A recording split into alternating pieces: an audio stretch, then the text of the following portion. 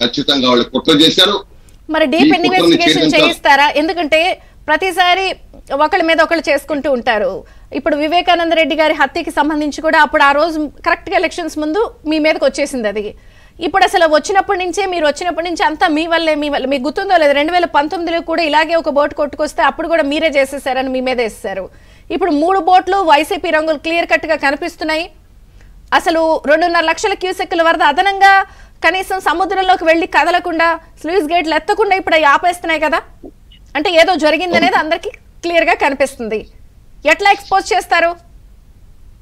ఖచ్చితంగా గతంలో కూడా మీరు చెప్పారు, ఒక బోట్ని ఆళ్లే వదిలి అది గేట్లన్నీ కూడా తొక్కిపెట్టి నీరు కిందకు దిగువ కదలకుండా చంద్రబాబు నాయుడు గారు ఇల్లు ముంచాలనుకుంటే అది కుదరక ఆలాక్షణంగా ఎప్పుడైతే గేట్లు లేపారో మా దిగువ ప్రాంతంలో ఉన్నటువంటి తోటల ఒల్లూరు మండలం కానీ యావనగడ్డలో ఉన్నటువంటి లంక గ్రామాలన్నీ కూడా గట్లన్నీ పోయినాయి. రైతాంగం మొత్తం కూడా దెబ్బతినిపోయారు. ఇవాళ కూడా కేవలం ఖచ్చితంగా ఇవాళ ఎందుకంటే వీళ్ళు ఇవాళ ఒక్కటే మీరు చెప్పారు, ఇందాక మీ మాటల ముందే చెప్పారు, వీళ్ళు వచ్చిన దగ్గర నుంచి మాకు ఈ 3 నెలల్లోనే ఎన్నో కుట్రలు చేశారు.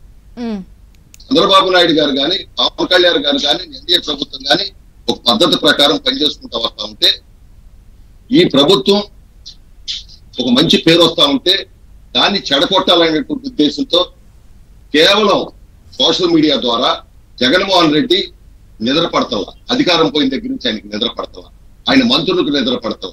నేను అడుగుతున్న ఈ రోజున వాళ్ళే ఇవాళ ఎంత ప్రకృతి ఎంత ప్రళయతాండం చేస్తూ రైతాంగం ఇబ్బంది పడుతున్నారు, పేద బడుగు బలహీన వర్గాలు ఇబ్బంది పడుతున్నారు. విజయవాడ నగరం ముందుకుపోతే వీళ్ళకి ఇంట్లో నిద్రపోవటానికి మనసు ఎలా అవుతుందమ్మా?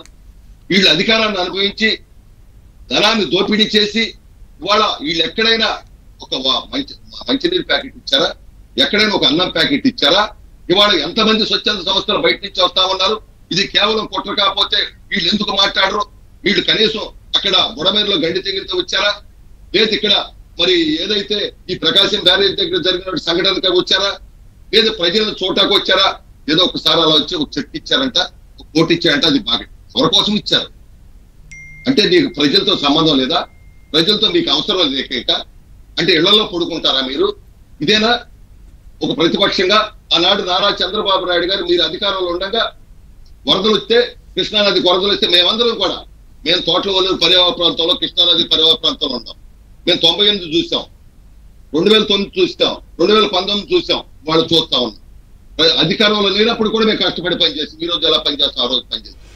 కాదు సార్, నేను అనేది గురుమూర్తి గారు కంటిన్యూగా ఏదో ఒక ఇన్సిడెంట్ అవుతుంది. దీన్ని ఏమన్నా సిఐడి ఇన్వెస్టిగేషనా లేకపోతే సిబిఐకి ఇన్వెస్టిగేషన్ చేయించడానికి రిఫర్ చేయడమా, ఏం చేస్తారంటే నేను అనేది ఇది మామూలు విషయం కాదు. ఇప్పుడు మీరే అన్నారు, అమ్మా ప్రకాశం బ్యారేజీకి ఎన్నో వరదలు వచ్చాయి, ఎంతో వచ్చింది, కానీ ఇంత దిగజారి పరిస్థితి లేదు. Point number 1. ఇప్పుడు ఈ కొట్టుకొచ్చిన అంశాల్లో చాలా చాలా అనుమానాలు కలిగిస్తున్నాయి కదా 3 కలిపి ఉండడం. అసలు వాటికి లైసెన్సులు ఉన్నాయా లేదా ఒక చర్చ, వైసీపీ మనుషులకి సంబంధించిందని తేలటం, ఇంకొక పక్కన కరెక్ట్గా అవి గుద్దుకోవడం వల్ల వరద కొంత సముద్రంలోకి వెళ్ళి కలిసేది కూడా కలవకుండా ఇక్కడ దిగువ ప్రాంతానికి వచ్చేయడం, ఇన్ని కనిపిస్తున్నాయి కదా లింకులు డాట్లు. ఏదో భారీ కుట్ర ఉంది అనేది కనిపిస్తున్న నేపథ్యంలో ఎక్స్పోజ్ చేస్తారా, అందరినీ పట్టుకుంటారా, లేదా ఇన్వెస్టిగేషన్ కి ఆదేశిస్తారా? ఖచ్చితంగా. ఎందుకంటే ఇది ఎంత కుట్రమ్మా? దిగువ ప్రాంతాలే లేకుండా చేయాలనేటువంటి కుట్ర చేస్తే ఎవరు ఊరుకుంటూ సాగిస్తారు? ఖచ్చితంగా దీని మీద సిబిఐ దర్యాప్తు చేయాలి. దేశద్రోహం కింద లెక్క వస్తుంది. ఇలా ఉరిశిక్ష చేయాలి. ఎందుకంటే దీనికి ఈ కుట్ర వెనక ఎవరున్నారో కూడా తేల్చాలి.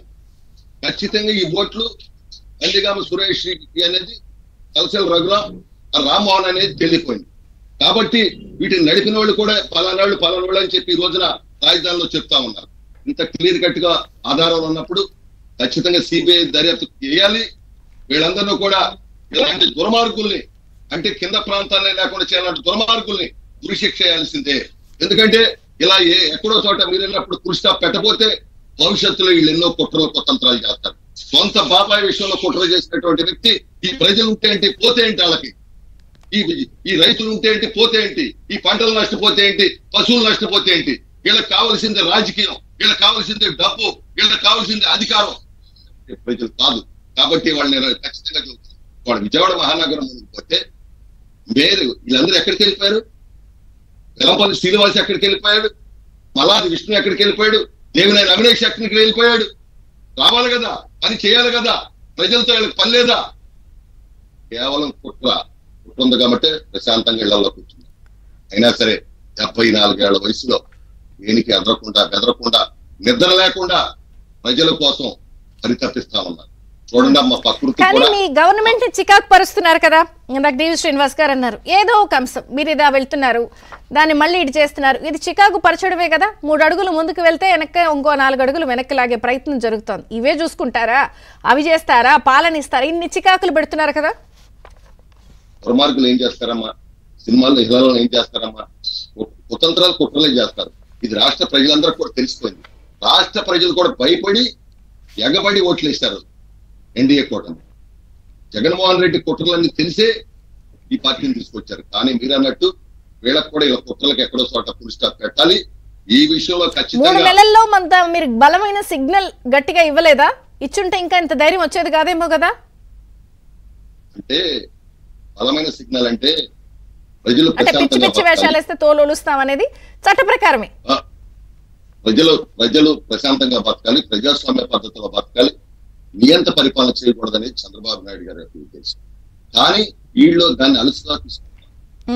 దాన్ని ఖచ్చితంగా ఈ రోజున దర్యాప్తు చేస్తాం, ఎంతటి వాళ్ళని సరే శిక్షిస్తాం వీళ్ళు అనుకుంటా ఉన్నారు ఖచ్చితంగా. ఎందుకంటే చంద్రబాబు నాయుడు గారు ఏదైనా చేయగల సత్తా దమ్ము ధైర్యం ఉన్నటువంటి నాయకుడు. కానీ వీళ్ళకిలాగా కక్షలో కార్పణ్యాలు ఉన్న నాయకుడు కాదు. దీని మీద ఈ ప్రజల విషయంలో జరిగినటువంటి దీని మీద చంద్రబాబు నాయుడు గారు ఖచ్చితంగా పవన్ కళ్యాణ్ గారు చర్యలు తీసుకుంటారు. వెనకాడేది కూడా లేదు. బ్రేక్